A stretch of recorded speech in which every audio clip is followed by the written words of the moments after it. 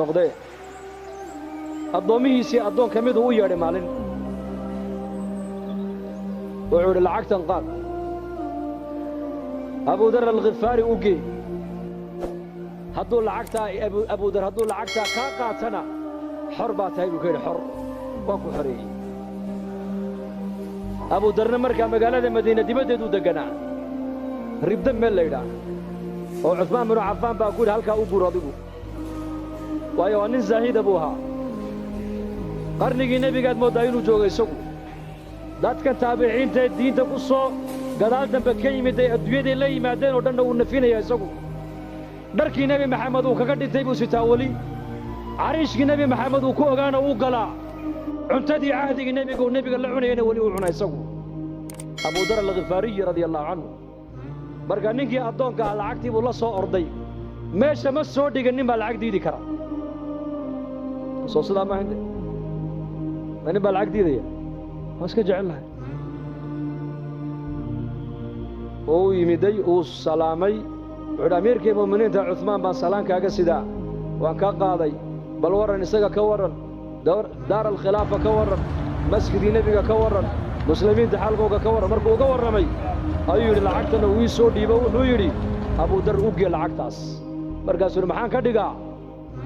wuxuu idhi dee ha u kaalmaysta adduunyadiisa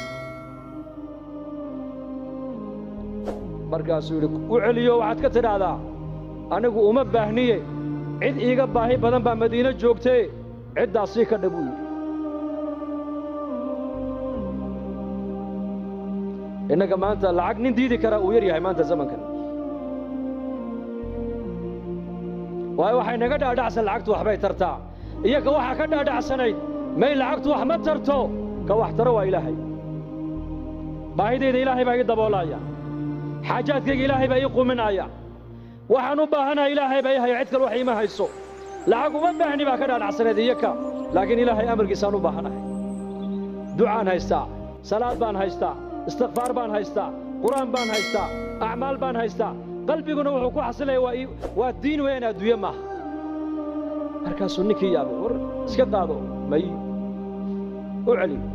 markuu arkay inuu ninkan lacag uunan u jeedin uu qaadanayn ayuu runta u sheego wuxuu ku yidhi amiirka wuxuu igu yidhi hadduu abudar lacagtaa kaa qaato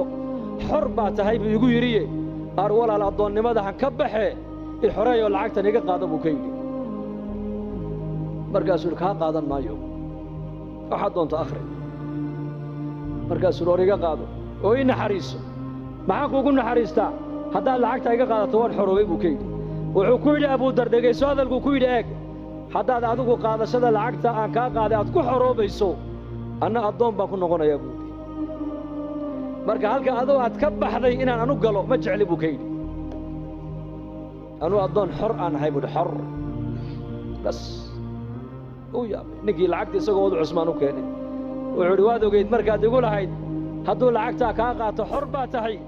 waad ogayd ninkan inuu yahay nin aakhiro nin adduunye u jeeda maaha abudar alkhifaari